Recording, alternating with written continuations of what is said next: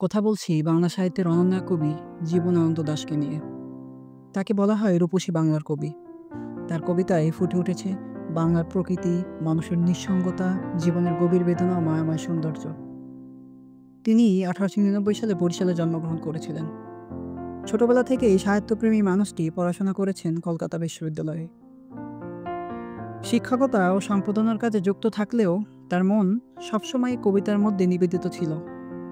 তার রচিত রূপসী বাংলা কাব্যগ্রন্থে আমরা দেখতে পাই বাংলার নদী, মাঠ, ধানক্ষেত, পাখি, ফুল, গাছপালা সবকিছু যেন নতুন করে প্রাণ ফিরে পেয়েছিল।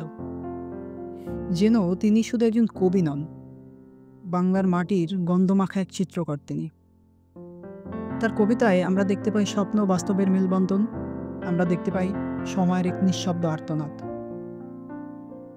জীবনানন্দ দাশ ছিলেন প্রকৃতির কবি, কিন্তু সেই প্রকৃতি তার কাছে কেবল দৃশ্যমান নয়, তার কাছে প্রকৃতি ছিল এক আত্মিক অনুভব।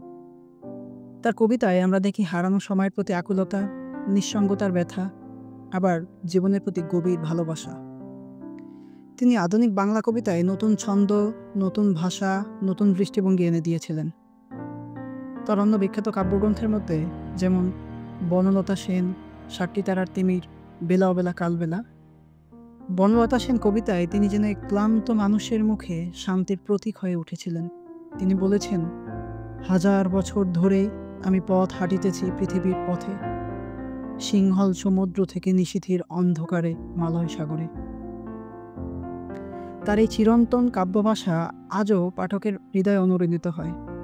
১৯৫৪ সালে তিনি কলকাতায় এক সড়ক দুর্ঘটনায় মৃত্যুবরণ করেন। তবে তিনি মিশে আছেন বাংলার মাটির সঙ্গে, বাংলার মানুষের হৃদয়ের গভীরে। তাই আজও আমরা শ্রদ্ধা ভরে তাকে স্মরণ করি এবং বলতে পারি, তুমি চিরন্তন কবি, সত্যিকারের রূপসী বাংলার কবি। বুদ্ধদেব বসু তাকে সর্বাধিক একাকী কবি হিসেবে আখ্যায়িত করেছেন। এছাড়াও রবীন্দ্রনাথ ঠাকুর জীবনানন্দ দাশের কবিতাকে চিত্ররূপময় বলে প্রশংসা করেছিলেন এবং তার জরাপালো কাব্যগ্রন্থটির পরে তাকে একটি চিঠি লিখেছিলেন।